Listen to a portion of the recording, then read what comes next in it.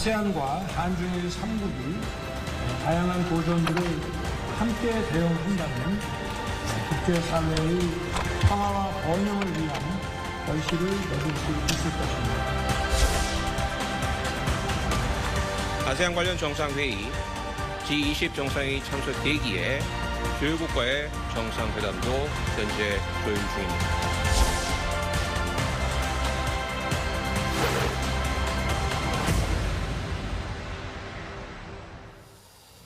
자, 동남아 순방 이틀째인 오늘 윤석열 대통령은 이 캄보디아에서 한중일 3국이 함께하는 아세안 플러스 3 이 정상회의에 참석을 했습니다. 윤 대통령의 순방 소식과 또 정치권 쟁점들 지금부터 짚어보도록 하겠습니다. 네, 최병묵 시사평론가, 김병민 국민의힘 비대위원, 김형주 전 통합민주당 의원, 장유미 변호사 모셨습니다. 안녕하세요. 안녕하세요. 네, 주제 바로 보시죠. 네, 먼저 동남아 순방 이틀째를 맞은 윤석열 대통령 순방 소식부터 좀 짚어보도록 하겠습니다. 오늘 오전 이 캄보디아 프놈펜에서 아시안 플러스 3 이 정상회의가 열렸습니다. 한중일 3국 정상이 한자리에 모인 건 지난 2019년 12월 이후 처음입니다. 네. 이 회에서 윤 대통령이 어떤 발언을 했는지 먼저 잠깐 들어보도록 하겠습니다. 세계 곳곳에서 전쟁과 인권 유린이 멈추지 않고 기후변화가 초래하는 식량 안보와 에너지 안보의 위기는 전쟁의 장기화로 인해 더욱 악화되고 있습니다. 특히 아세안과 한중일 간 협력의 중요성이 그 어느 때보다도 큰 상황입니다. 우리는 정치, 경제, 사회, 문화 각 분야에서 긴밀하게 협력하고 연대해 나가야 합니다.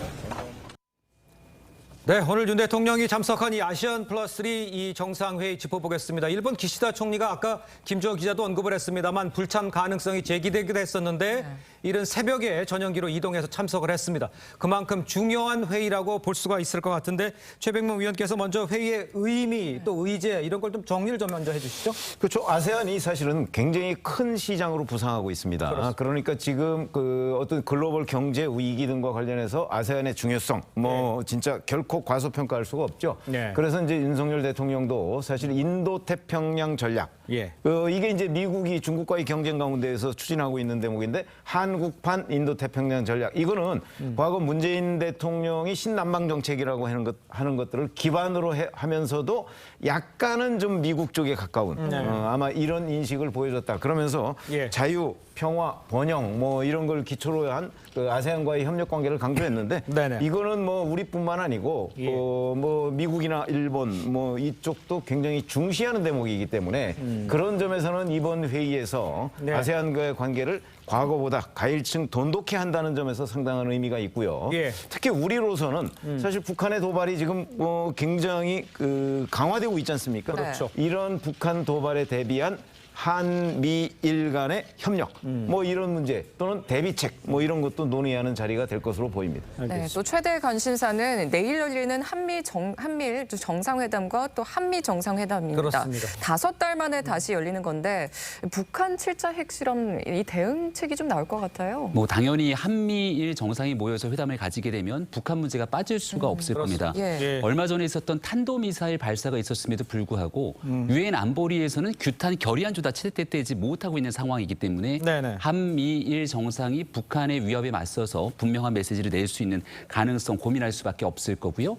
ICBM 같은 대륙간 탄도미사일 발사, 핵실험 그리고 더 나아가서 최근에는 북한의 사이버 위협이 굉장히 국제적인 문제로 떠오르고 있습니다. 이런 일들에 대한 중요성 등에 대해서 언급할 거라고 생각을 하고요. 과거 이제 뉴욕에서의 순방 과정에 한미 정상회담이 가지는 것 아니냐 뜨거운 쟁점 이슈이기도 했는데 경제적인 문제에서의 이 전기차 보조금 문제처럼 또 풀어야 될 숙제들도 있기 때문에 이런 일들 속에서 안보와 경제에 관한 성과들을 이번 순방 과정에서 슬기롭게 해결하고 오기를 기대하고 있습니다. 알겠습니다. 자, 이런 와중에 미국 백악관에서요. 북한이 지금처럼 위협을 계속한다면 이 동북아 지역에 미군 주둔을 강화할 것이라 이렇게 예고를 했습니다.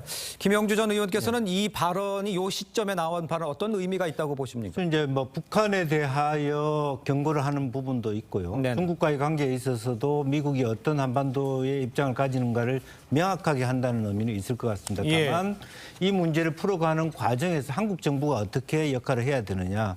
결과적으로 중국이 갖고 있는 20대 당대회 이후에 네. 새로운 한반도 정책에 대해서 한번 분위기를 보는 굉장히 중요한 의미가 있다고 생각하거든요. 예. 그렇지 않다면 사실은 기존의 미중 관계 속에서 한반도가 굉장히 말하자면 미국 중심으로 갔을 때 중국과 러시아가 굉장히 차가운 반응을 했을 때 네. 경제적 이익이 굉장히 어려워지는 부분도 있습니다. 네. 그래서 이분은 이제 안보 문제는 안보 문제인 거고 경제 네. 문제에 있어서는 중국과의 관계도 무시할 수 없기 때문에 이번 그 의제, 즉 미국의 의제에 대해서 한국이 어느 정도의 그런 포용력을 가지고 중국을 감쌀 것이냐 하는 것이 굉장히 중요한 과제다 그렇게 보여집니다. 예. 이번에 또 한일 정상회담이 네. 좀 열릴 가능성도 제기가 되거든요. 좀 냉랭했었는데 이번에 좀 전환점이 될 수 있을까요? 그런 계기를 마련하면 좋겠다는 생각이 듭니다. 왜냐하면 지난해도 두 정상이 만났을 때 이게 정상회담이냐 아니면 뭐 간담회냐 간담회. 이게 굉장히 좀 약식으로 예. 치러진 거 아니냐라고 해서 좀 폭넓고 심도 깊은 논의가 양 정상 간에 없었기 때문에 예. 지금 뭐 북핵 대응의 어떤 도발에 대한 대응책, 뭐 과거사 문제, 그리고 경제 협력 관계 등과 관련해서 이 양측이 논의할 주제들이 산적해 있는 만큼 예. 좀 정식으로 만나기를 많은 국민들이 바라고 있는 것 같습니다. 알겠습니다. 자, 저희는 다음 주제로 좀 넘어가 보도록 하겠습니다. 자, 특별수사본부의 이태원 참사 수사 소식 짚어볼 텐데요. 특수본의 피의자로 입건된 용산경찰서 정보계장이 어제 이제 숨진 채 발견이 됐습니다. 참사 발생 후에 헬로윈 안전사고를 우려하는 정보 보고를 삭제했다는 의혹을 받고 있었죠. 글쎄요, 뭐 아직 뭐 극단적 선택은 추정이 나오곤 있습니다만 이거를 어떻게 이해를 해야 됩니까? 지금까지 입건된 사람이 8명이 있습니다. 네네. 그중에 뭐 호텔 관계자 등을 빼고서는 거의 공무원들인데 소방 예. 인력과 그리고 경찰 인력. 예. 그중에서도 가장 크게 받는 혐의는 업무상 과실치사상 직무유기인데 예. 이번에 돌아가신 분 같은 경우에는 거기에 더해서 증거인멸 혐의까지 입건이 된 상황이었습니다. 그러니까요. 받고 있던 부분은 그 당시에 용산서에서 이 정보과의 이 경찰들이 이게 사고가 좀 예상되는 상황이다. 더 많은 인력이 좀 배치될 필요가 있다라는 이 보고서를 작성을 했다라는 거고 그 부분과 관련해서 경찰 내부에서도 좀 진실 게임처럼 용산서에서는 그걸 서울청 단계로 올렸다. 서울청에서는 우리는 받지 못했다라고 했지만 감찰 결과 서울청 정보과에서도 이 부분은 인지하고 있었다는 사실이 드러나기도 했습니다. 네. 그래서 수사가 불가피한 상황이었는데 지금 뭐 확정짓기는 어렵지만 극단적 선택을 한 것으로 추정되는 이유가 아마 이 문자에 내가 굉장히 좀 심경이 어렵다라는 취지로 동료들에게 문자를 보냈다라는 보도도 나오고 있습니다. 그렇군요. 네, 그런데 수사를 맡은 특수본이 윗선을 겨냥하는 데는 좀 소극적이다 이런 지적들이 경찰 내부에서 좀 나오는 것 같아요.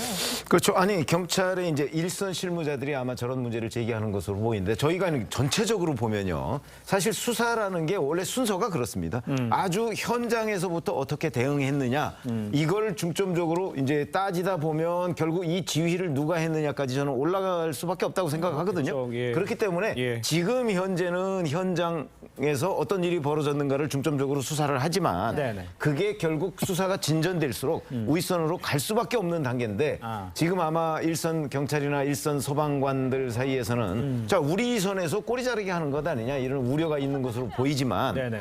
저희가 전체적으로 보면 이 수사는 결국 윗선으로 가는 수밖에 없고 또 가야 하고 그리고 나서 이 수사가 다 끝나면 또 정치적 책임 문제도 남는단 말이죠. 그렇죠. 그렇기 때문에 지금 단계에서 섣불리 예. 이 수사가 꼬리 자르기 하는 것 아니냐는 건 기우일 가능성이 대단히 높다. 저는 이렇게 보기 때문에 예. 이 수사의 진전 상황을 조금 지켜보면 네네. 결국은 이 수사가 윗선으로 올라가면서 법률적 책임이 있는 사람까지는 경찰 수사에서 반드시 소환해서 사부 처리를 할 것이다. 저는 이렇게 보고 있습니다. 알겠습니다. 그런 걸 기대하면서 좀 지켜봐야 할 것 같은 상황입니다. 그러나 이제 또 하나 좀 짚어봐야 할 것이 있는데요.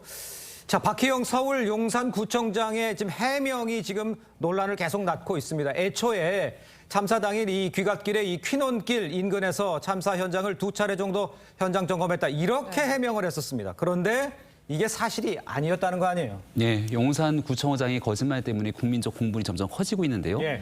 이 거짓말이 그 참사가 있었던 당일 8시 한 20분경에 퀴논길을 현장을 점검했다 얘기를 했지만 예. CCTV를 통해서 밝혀진 내용을 보니까 그냥 집에 들어가는 길이었습니다.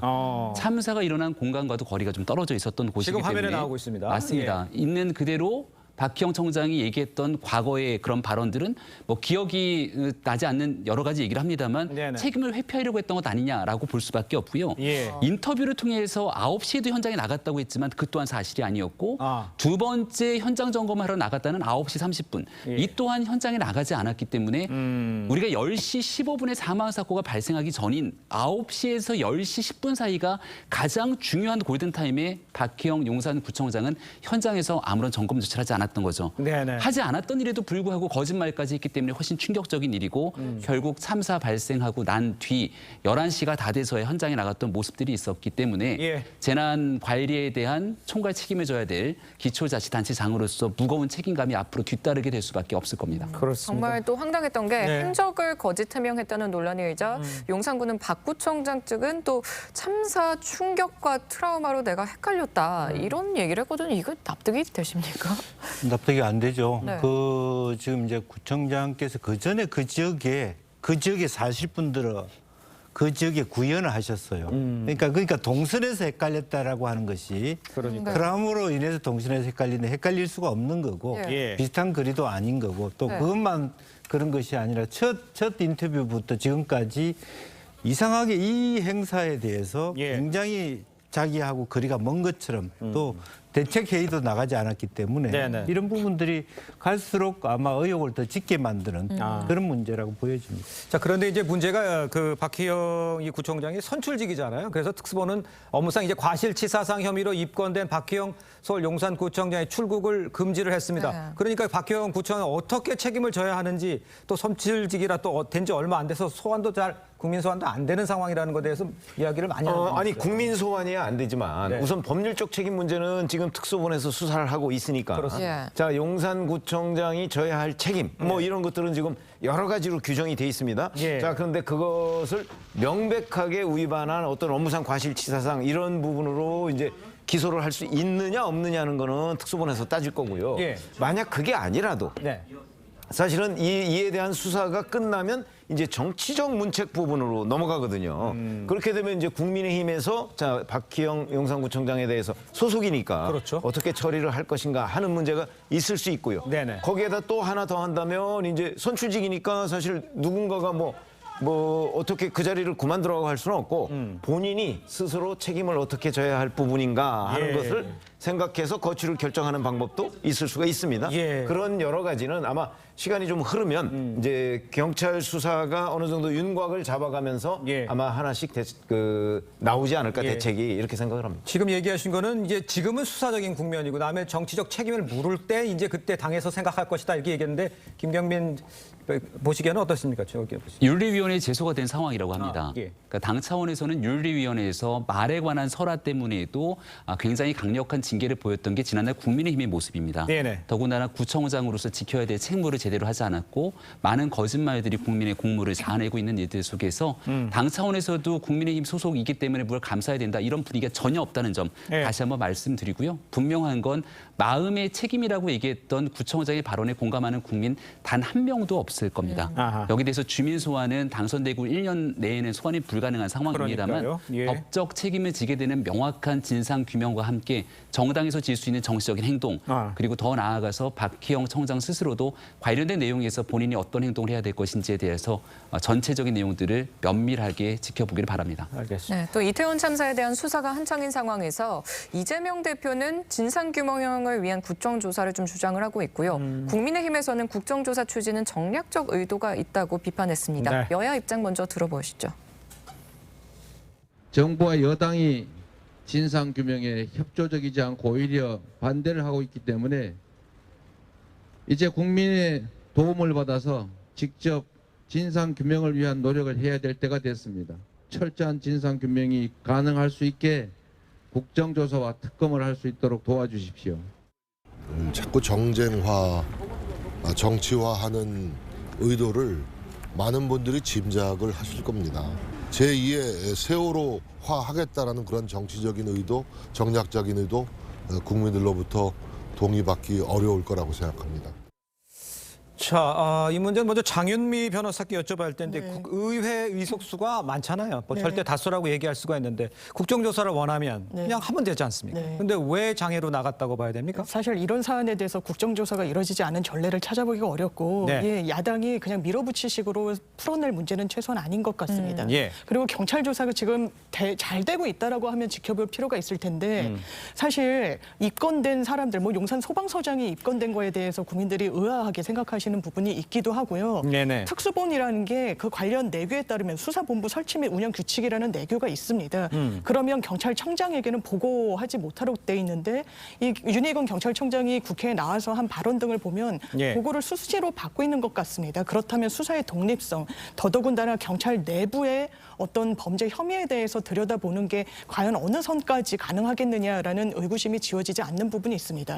국정조사 무용론을 이야기하지만 최근에 이런 옥시 그 가습기 살균제와 관련해서 국정조사 과정에서 애초에 제작 단계에서부터 이 좀 위험 물질이 들어간다는 사실을 이미 알고 있었다는 사실이 새롭게 드러나기도 했습니다.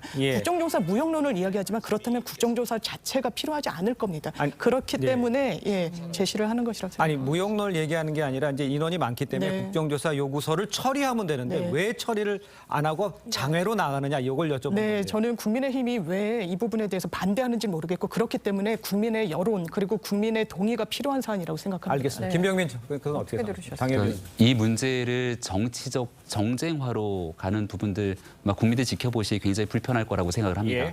수사에 대한 상황에서 수사가 순차적으로 진행이 되고 있고요.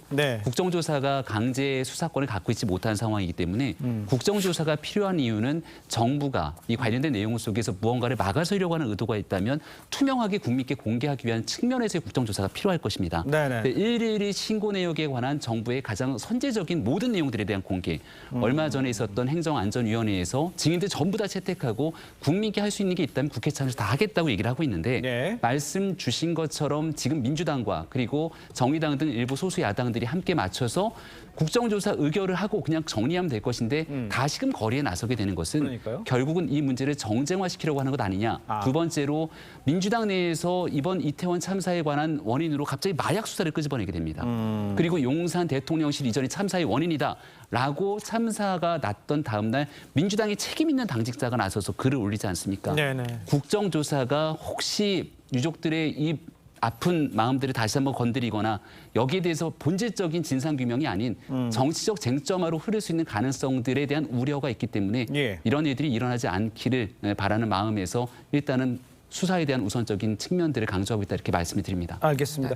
일부에서는 이재명 대표 수사를 막기 위한 방패막이다 이런 주장도 있는데 거기에 대해서는 어떤 생각을 갖고 있습니까? 뭐 국정조사를 한다고 해서 수사를 막을 수는 없죠. 그건 어차피 별개의 트랙으로 가는 거니까. 다만 이런 거는 있을 수 있습니다. 국면을 좀 바꾼다. 뭐 그런 거 있죠.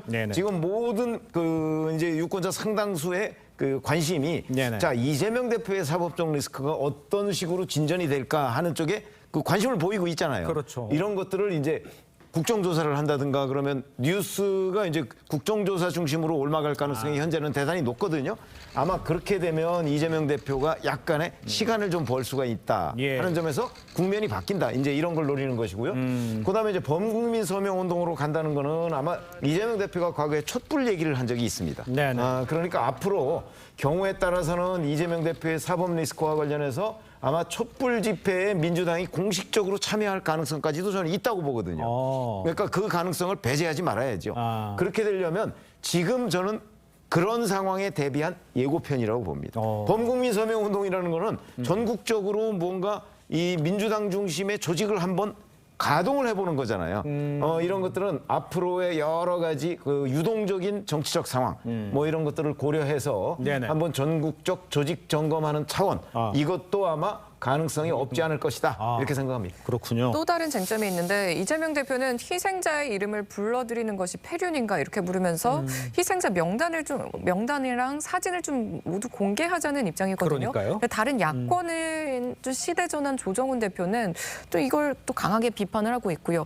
지금 야권 안에서도 말이 갈리는 것 같은데 이건 어떻게 보십니까? 그렇습니다. 지금 현재 과거 세월호처럼 시간이 많이 걸리는 인양이라든지 또 공식적인 참사한거하고 이번 사건은 좀 틀리기 때문에 유족들 입장에서도 공개하지 말았으면 좋겠다는 의견들이 다수인 것 같고요. 그렇기 때문에 또 더군다나 장례를 다 치러온 상태이기 때문에 이것은 좀 시간이 지난 이야기다. 다만 정부가 마치 이 사건을 마치 좀 확대하지 않은 것처럼 처음에 용어에 있어서도 사고자에서 희생자로 혹은 뭐 그런 과정들 자체가 마치 그 전체적인 어떤 피해 상황을 공표하지 않으려는 그런 의도가 있지 않았느냐 하는 얘기를 이재명 대표는 하고 싶은데 제 개인적으로 보면 지금은 그 얘기하기에는 시간이 지난 거 아닌가 그렇게 보여집니다. 근데 이게 그렇지 않습니까? 이재명 대표도 뭐 유족의 동의를 구해야 되죠. 요 단서를 달긴 했어요. 그렇지만 먼저 정치권이 나서서 이 얘기를 언급하게 되는 이 상황은 좀 피해야 되는 거 아니에요? 유족들이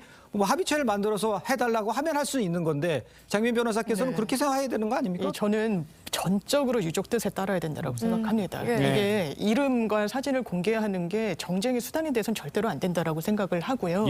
그렇기 때문에 어쨌든 전제가 필요한 건 유족들이 동의할 때 그리고 장례가 맞춰지고 하긴 했지만 만약에 이걸 기리는 무슨 비석 같은 걸 세운다든지 구조물을 세울 때도 한 분 한 분의 이름을 또 적시할 필요가 있고 해서 이건 장기적으로 좀 고민을 해야 될 사안인 것 같습니다. 자, 이런 상황이에요. 유튜브 매체 더 탐사라고 아마 기억을 하실 겁니다. 최근 이태원 참사 사망자 명단을 천주교 정의구현 사재단에 넘겼고 오늘 이제 추모 미사에서 공개하는데 합의했다 이렇게 밝혔었습니다. 그런데 정의구현 전국 사재단 사망자 명단 공개하지 않을 것이라고 알려왔습니다. 이 과정들은 어떻게 이해를 해야 됩니까? 더 탐사가 어떤 의도를 갖고 저런 일을 했는지에 대해서 아마 많은 국민들이 추정할 거라고 봅니다. 그럼 천주교 정의구현 사재단은 왜 저런 일들을 하지 않았을까? 지난주 일요일에 정순택 대주교가 집전하는 추모 미사에 저희 다녀왔습니다. 윤석열 대통령도 그 자리에 있었고요. 당시 정순택 대주교의 발언을 한 가지 제가 갖고 왔는데요. 이번 참사를 통해 국론이 분열되거나 사회적인 갈등이 커지는 것은 우리 사회가 이 아픔을 통해 더 성숙하고 안전한 사회를 만들어가는 길에 도움이 되지 않을 것이고 유가족들도 바라지 않을 것이다. 이렇게 얘기를 합니다. 기성세대로서 부끄럽고 미안하다는 얘기를 했고요. 우리 사회가 더 하나가 되고 그리고 이 아픔에 대해서 위로해야 된다. 이렇게 얘기했던 정순택 대주교의 그 당시 추모미사에서의 얘기들을 기억하게 된다면 정의구현 사재단이 도저히 유족 명단 공개할 수 없었겠죠. 이것은 하나의 종교인의 발언이 아니라 대한민국의 원로로서 우리 사회가 가야 될 길에 대한 언급을 한 건데 민주당의 책임 있는 정치인들도 유족들의 마음을 조금이라도 생각한다면 한 번쯤 이 말씀을 기억해 주길 바랍니다. 또 민주당 출신 변호사들이 유족들을 설득해서 국가를 상대로 한 집단 소송도 준비를 하고 있습니다.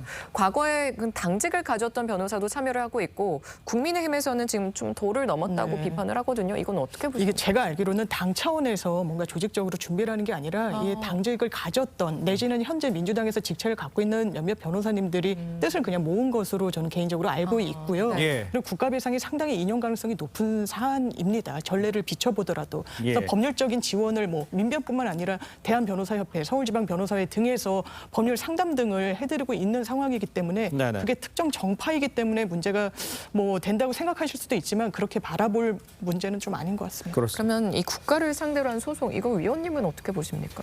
그렇죠. 아니 이게 이제 민주당에서는 지금 국가 배상 이렇게 얘기를 하잖아요. 배상이라면 이제 불법 행위를 전제로 하는 거기 때문에 그거는 아마 경찰 수사나 검찰 수사까지 다 마무리된 다음에 배상이냐 보상이냐 뭐 이런 게 이제 정해질 것으로 보이고요. 참고로 이제 윤석열 대통령은 보상 얘기를 했어요. 그러니까 어떤 식으로든 뭐 지원금 같은 거는 이제 준비가 될 것으로 보입니다. 그러나 이제 배상이 될 것이냐 보상이 될 것이냐 하는 부분은 이제 수사와 재판이 끝나봐야 이제 정확하게 개념 규정이 될 것이고. 자, 뭐 그냥 순수하게 이런 배상을 그 민주당 출신 변호사들이 도와주겠다라고 한다면 저는 뭐 그걸 가지고 문제를 삼을 건 없다고 생각을 하는데 행여 이런 과정에서 이제 뭐 다른 아까 뭐 명단 공개라든가 뭐 이런 또는 뭐 다른 뭐 유족들 무슨 단체라든가 하는 정치적으로 활용하려고 하는 의도가 있다면 근데 그건 다른 사람들이 알기가 어렵거든요. 그렇다면 이제 그 문제는 다른 국면의 논란을 불러올 가능성이 있기 때문에 조금 더 지켜봐야 되겠다 이렇게 생각합니다. 알겠습니다. 상황이 어떻게 될지 저희가 좀 지켜보도록 하고요. 저희는 다음 주제로 넘어가 보도록 하겠습니다. 문재인 전 대통령이 키우다가 사료값 논란 속에 이 파양된 이 풍산개 2마리가 현재 경북대 동물병원에 있는데요. 광주 우치 동물원으로 보내질 것으로 예상이 된다고 합니다. 이 풍산개 논란이 글쎄 사그라들질 않고 있는데 이렇게 이제 옮겨지는 방안, 요 내용을 좀 정리를 좀 해주시죠. 그렇습니다. 예. 일단 그 키우고 있던 그 풍산개 2마리를 반환하겠다라고 했던 게 지난 8일입니다. 그렇습니다. 근데 이게 그냥 일반 개가 아니고 개인 소유물이 아닙니다. 이게 대통령 기록물이라는 법적 지위를 갖고 있기 때문에 그렇죠. 예, 대통령 기록관에서 위탁처를 찾는데도 이거 여러 요건을 충족해야 됩니다. 네네. 이를테면 뭔가 이 대형견 사육 시설을 갖춘 곳이어야 되고요. 전문 사육사가 또 구비돼 있어야 되기도 합니다. 네. 그래서 이런 요건을 갖춘 8개 기관과 접촉했는데 3곳만이 기준을 충족한 것으로 일단 선별이 됐고 네네. 이후에 그러면 기를 수 있느냐라고 의사타진한 결과 광주 우치동물원에서 수용 입장을 밝힌 그런 알겠습니다. 상황입니다. 자, 그런데 시청자 여러분, 이 문제가 논란이 됐던 이유, 이 사료비 때문이다, 뭐 시행령 때문이다 이런 논란이 있었는데 좀 정리를 할 필요가 있을 것 같아요. 어떤 과정을 거쳐서 이런 문제가 논란이 됐는지 최경무 의원께서 좀 정리를 좀 해주시죠. 아니 문재인 전 대통령이 이 풍산개 2마리를 반납하면서 뭐라고 했냐면 시행령이 완비되지 않아서 본인이 키우는 것이 그 불법적인 행동이 될 수도 있다. 그렇게 요지를 얘기하면 그거거든요. 예. 그러면 거기서 시행령이 완비되지 않았다 하는 부분은요. 뭘 얘기하느냐면 올해 6월 17일에 행정안전부에서 대통령 기록물 관리법 시행령 제6조의 2, 네네. 제3항이라는 거를 신설하기 위해서 입법 예고를 했어요. 예. 그 입법 예고는 뭐냐면 이런 동물이나 식물 이런 것들을 맡아 기를 수 있을 때 지원할 수 있는 근거예요. 돈이죠, 돈. 예, 예. 그렇기 때문에 저는 문재인 전 대통령이 처음에 얘기할 때 이미 돈 얘기를 했다고 봅니다. 왜냐하면 그 6월 17일 입법 예고 그 시행령을 얘기했기 때문에. 네. 그런데 문재인 전 대통령이 뒤에서 얘기한 부분이 있잖아요. 나한테 이걸 기를 수 있는 권한이 없다 뭐 이런 거 있잖아요. 네네. 그거는 이미 문재인 전 대통령 임기 말인 3월 29일에 예. 이 시행령 아까 제가 얘기한 조항의 바로 윗조항 거기에 신설이 돼 있어요. 타 기관의 장에게 이관하여 관리할 수 있다고 신설이 돼 있습니다. 그러니까 지금 이 시점에 문재인 전 대통령이 이 그 고미와 송강이를 계속 길러도 그거는 위법적인 논란은 아니다. 벌어질 수가 없어요. 다만 문재인 전 대통령이 얘기했던 것처럼 그 지원 근거 거기에다가 돈을 줄 수 있는 근거는 아직 이 시행령이 완비되지가 않았어요. 그것만 현재 그 추진 중인 거죠. 예. 그런데 사실 그런 부분이 있습니다. 시행령이 3월 말에 만들어진 건 맞아요. 그런데 법제처에서 어떤 의견을 개진했냐면 시행령은 그 모법인 대통령 기록물 관리에 관한 법률에 이걸 밑에 그 지침을 구체화할 수 있는 근거가 있어야 됩니다. 근데 모법에 국가기관의 장이든 그게 개인이든 개인이 양육할 수 있는 근거는 없다라는 거예요. 모법 자체에. 그러면 대통령이 개인으로 보시는 겁니까? 예, 국가기관 장이라고 해서 그리고 국가기관의 장인지 여부에 대해서도 사실 입장 좀 갈립니다. 그래서 이 부분과 관련해서 모법에 없기 때문에 이게 과연 100% 좀 탄탄하게 이 문재인 전 대통령이 양육할 수 있는 근거 법령이 있다라고 볼 것인가에 대해서는 좀 의견이 갈리는 것 같습니다. 그렇군요. 그런데 행안부에서는 고미와 송강이뿐 아니라 새끼 다운이도 대통령 기록물이라고 밝혔는데 그래서 다운이를 빼놓고 반환하는 건 또 모순이다 이런 지적도 나와요. 그렇죠. 기존에 기르고 있던 개 마루가 있는데요. 마루와 고미 사이에서 태어난 다운이가 있기 때문에 만약 문재인 전 대통령 측에서 얘기하고 있는 것처럼 지금 이 아이들을 기르는 것 자체가 불법이라고 생각됐다면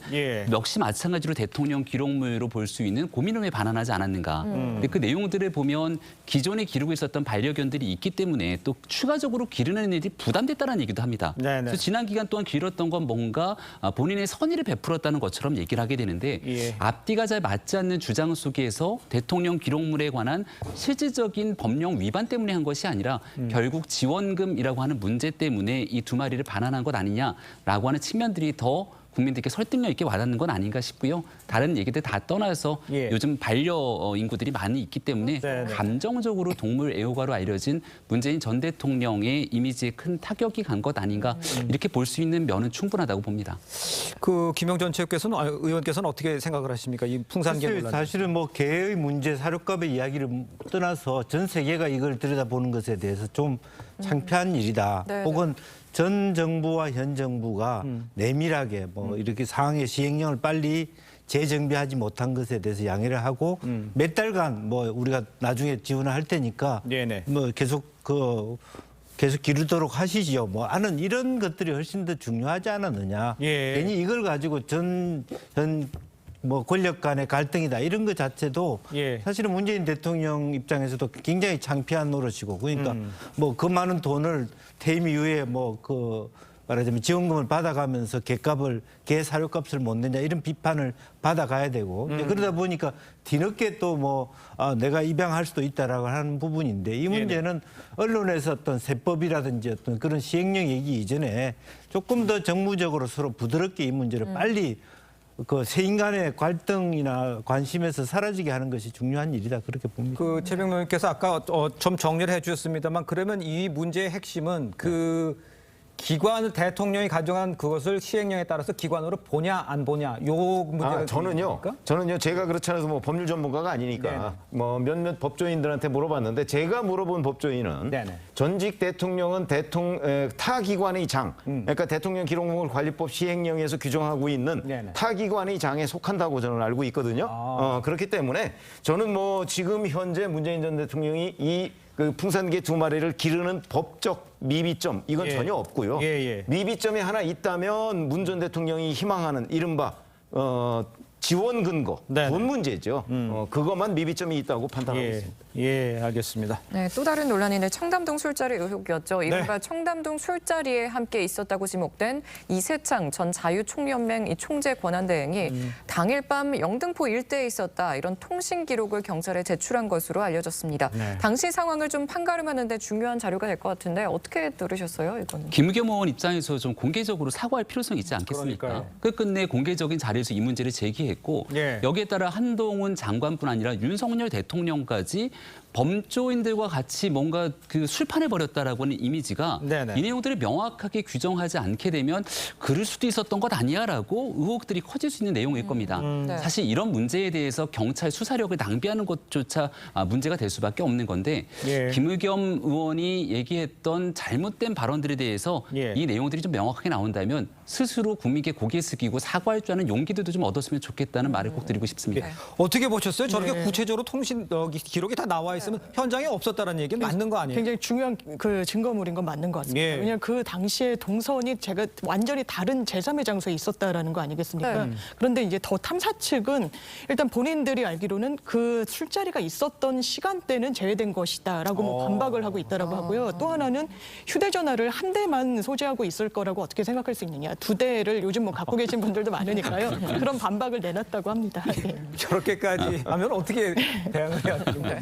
아니 이제 저거는 그 단계가 되면 이제 우긴다고 봐야죠. 이렇게 생각하시면 돼요. 이렇게 생각하시면 되는 게 자, 11시 55분, 7월 19일 11시 55분에 강서구 등촌동에서 휴대전화 발신 기록이 있습니다. 그렇죠? 근데 똑같은 강서구 등촌동에서 아침 7시 4분이에요. 그렇습니다. 그러면 이제 우리가 이론적으로만 따진다면 이렇게 해서 11시 55분부터 통화를 하고 차를 빨리 달려서 청담동까지 가서 새벽 3시까지 술을 마시고 또 빨리 마치고 나와서 또 등촌동 가서 아침 7시 4분에 통화를 했다. 이렇게 생각하면 되는데 네. 그거는 상식적이지 않죠. 예.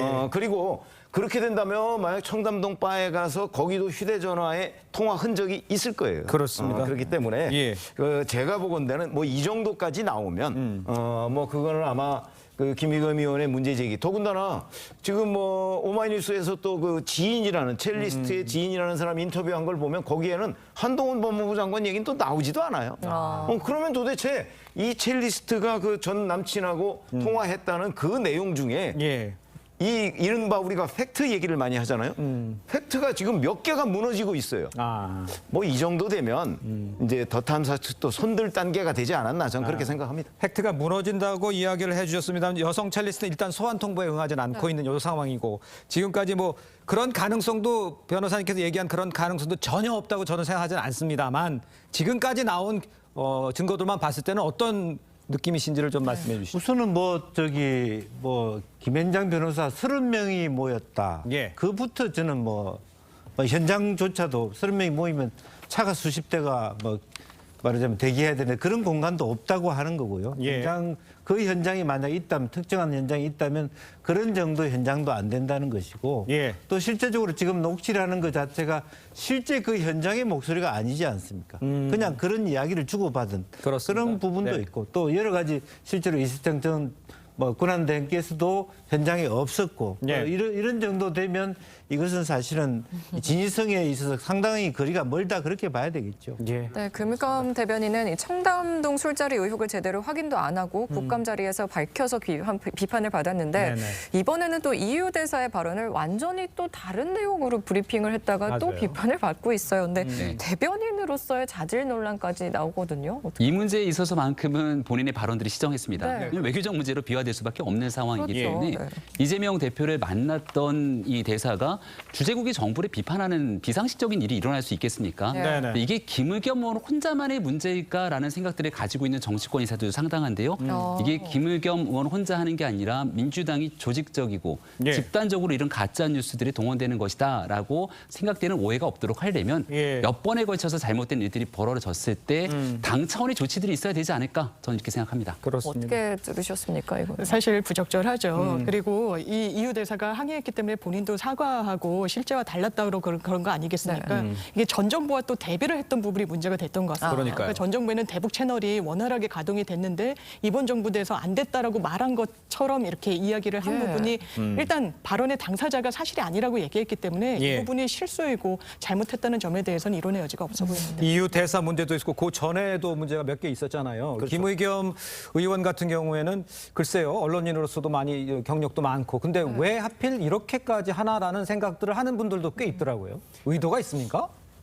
그 뭐 어떤 정치적 의도라고 볼 수밖에 없는 거죠. 저희로서는 도저히 이해가 안 되는데 왜냐하면 저희가 기자 생활을 수십 년 해가면서 배웠던 그 가장 중요한 게 사실관계 확인 아니겠습니까? 그렇습니다. 더군다나 어디서 문제를 제기하더라도 네. 완전한 풍문, 본인조차 사실이 아니라고 생각하는 걸 가지고 그런 거는 질문도 하면 안 되거든요. 왜냐하면 질문을 할 때도 어느 정도 확인을 해야 됩니다. 확인을 해서 적어도 본인이 사실이라고 믿을 만한 근거가 있어야 돼요. 그렇겠죠. 예. 그렇지 않은 걸 가지고 질문을 한다고 그러면 예. 이거는 이제 흔히 왜 정치권에서 얘기하는 뭐 마타도 뭐 이런 게 되거든요. 네. 그렇기 때문에 김의겸 의원은 이 국회의원이라는 게 그 사실은 독립된 헌법기관입니다. 그렇습니다. 그만큼 그 책임성이 중시되는데 네. 더군다나 대변인이잖아요. 민주당의 의사를 대신 국민들한테 전달하는 대변인이거든요. 네네. 그냥 보통 다른 국회의원하고 다릅니다. 예. 그런 관점에서 제가 예. 이런 문제가 반복되면 그건 김의겸 의원의 역량 문제하고 관련이 돼 있기 때문에 네네. 민주당에서 조치를 해야 된다고 저도 말씀을 드리는 겁니다. 알겠습니다. 자, 저희는 다음 주제로 좀 넘어가 보도록 하겠습니다.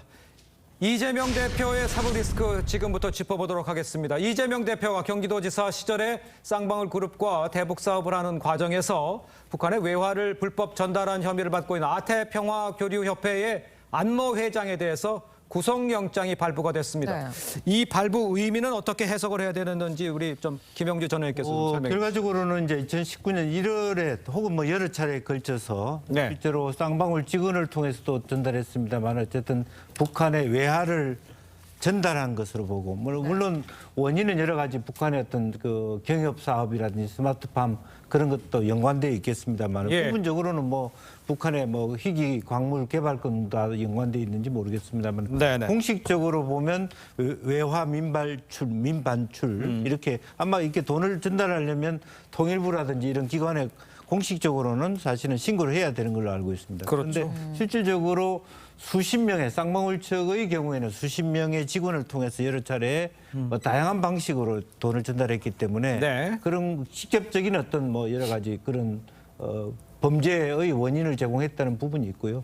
또 나아가서는 이화영 의원과의 관계, 또 이재명 지사의 관계, 더 나아가서 이해찬 전 총리 관계, 동북아 평화연대라고 하는 것은 아태협과 연관된 대선 전 조직과의 연관성까지도 이 안에서 아마 검찰은 보고 있지 않냐 그렇게 보여집니다. 말씀하신 것처럼 여러 인물들을 좀 언급을 해주셨는데 안 회장이 구속되면서 대장동 수사와는 또 다른 방향에서는 이재명 지사 시절의 경기도와 또 쌍방울의 대북 사업 관련 수사가 좀 있을 것으로 보이는데 이건 어떻게 보셨나요? 그렇죠.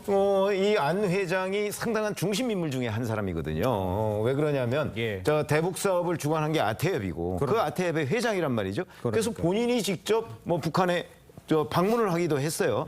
그렇게 되면 지금 이제 쌍방울과 이재명 당시 경기도지사 간의 관계가 뭐 변호사비 대납 의혹, 그다음에 대북 사업 이런 거로 얽혀 있지 않습니까? 예. 그 중간 축 중에 하나가 바로 이 안 회장이에요. 근데 안 회장이 물론 뭐 외화 밀반출 문제하고 그다음에 그 과정에서 이제 본인의 그 어떤 횡령 부분 뭐 이런 거로 이제 구속이 되긴 했지만 구속 수사를 받으면서 아마 검찰이 반드시 그 부분을 물어볼 거예요. 쌍방울과 경기도와의 이재명 경기도와의 관계 뭐 이런 것들을 물어보고 그 과정에서 쌍방울이 경기도에 대북 사업과 관련해서 지원한 것들이 지금 뭐 십몇억 뭐 이렇게 나와 있지 않습니까? 이런 것들은 과연 어떤 관계에 의해서 그 지원이 된 건지 뭐 이런 부분도 새로운 범죄를 구성할 가능성이 상당히 많거든요. 그 부분이 이제 지금 수사의 과제가 될 것입니다. 알겠습니다. 또 다른 상황도 좀 짚어봐야 할 것 같은데요. KBS 단독 보도에 의하면 이 남욱 변호사라는 분, 김만배 씨가 돈을 주지 않자 김용 부원장 측에서 자신에게 경선 자금 명목의 돈을 요구했다면서 액수는 20억 원이었다. 이렇게 옥중 인터뷰를 한 내용들이 나와 있어요. 김병민 의원께서 좀 소개를 좀 해주실까요? 네, 지금 남욱 변호사도 입을 좀 열고 있는 상황입니다. 그러니까요. 그동안은 유동규 전 본부장의 증언들을 바탕으로 진행이 됐다면 남욱 변호사도 그 당시 있었던 상황들을 얘기를 하고 돈을 만든 게 남욱 변호사지 않습니까? 그렇습니다. 저기서 말하는 김용 부원장 측이라는 건 유동규 전 본부장을 얘기하는 것 같은데 유동규 전 본부장이 안전한 돈에 대한 얘기를 이제 김용 부원장과 얘기를 했다는 것이죠. 김용 부원장에게 위험한 돈 쓰지 말라고 했다. 남욱에게 부탁하겠다고 했다. 내 얼굴 봐서 돈을 만들어 달라 이렇게 얘기를 했던 내용들을 남욱 변호사도 증언하고 실질적인 돈을 또 마련해서 전달했다는 것 아닙니까? 지금까지 김용 부원장은 관련된 사실들에 대해서 입을 다물고 함구하고 있는 것으로 알려지고 있지만 정확하게 돈이 전달됐던 내용부터 실질적인 많은 사람들이 하나둘씩 입을 열기 시작하는 측면이라 이 남욱 변호사가 추가적으로 이제 어떤 증언들을 하는지도 향후 재판 과정이 매우 중요한 쟁점이 될 거라고 봅니다. 일단 남욱 변호사는 다음 주부터 대장동 재판에 증인으로 나섭니다. 남 변호사는 숨김없이 할 말을 할 것이라고 했다고 전해지는데 유동규 전 본부장에 이어서 이렇게 남욱 변호사까지 증언에 나서면서 좀 상황이 변할 것 같아요. 네, 뭐 남욱 변호사가 입을 열었다 뭐 이런 진단도 있을 수 있는데요. 사실 진술들이 엇갈리는 부분도 있습니다. 어제 KBS 단독 보도 내용을 보더라도 김용을 직접 대면하거나 이랬다는 게 아닙니다. 유동규에게 20억 원이 필요하다는 이야기를 들어서 내가 11억 원을 만들어줬다 이거거든요. 그렇다면 이게 어떻게 김용 부원장에게까지 경유에 갈지가 또 관건인 부분이 하나가 있고요. 지금 진행 중인 이 대장동 재판과 관련해서도 남욱 변호사 내가 있는 그대로, 왜냐하면 이젠 증인의 지위에도 있으니까요. 이야기하겠다라고 하는데 수사에 굉장히 협조했던 정영학 회계사 같은 경우에는 이 지분과 관련해서 재판정에서 이재명 당시 시장의 지분이 어떻게 되냐 이런 논의가 있었냐라고 했을 때 그런 기억이 없다라고 또 이야기를 한 부분이 있습니다. 그러면서 본인이 알기로는 김만배가 50, 남욱이 25, 내가 16% 정도를 가기로 했다라고 이야기를 하고 있어서 이 퍼즐이 좀 아기가 안 맞는 부분에 대해서는 검찰이 추가 수사를 할 것으로 보입니다. 그 지금 얘기해 주신 물론 양쪽에 엇갈리는 부분도 있습니다만 그래도 유동규하고 남욱 변호사 입이 열렸다라는 것은 글쎄요. 수사가 그쪽으로 갈 수 있는 확률이 높아졌다 이렇게 봐야 되는 거 아니에요? 수사는 이미 그쪽으로 가고 있고요. 그러니까 이렇게 돼 있습니다. 김용, 유동규, 남욱 그리고 남욱 변호사의 측근 이 측근들이 돈을 만들었거든요. 현장에서 돈을 만든 사람들입니다.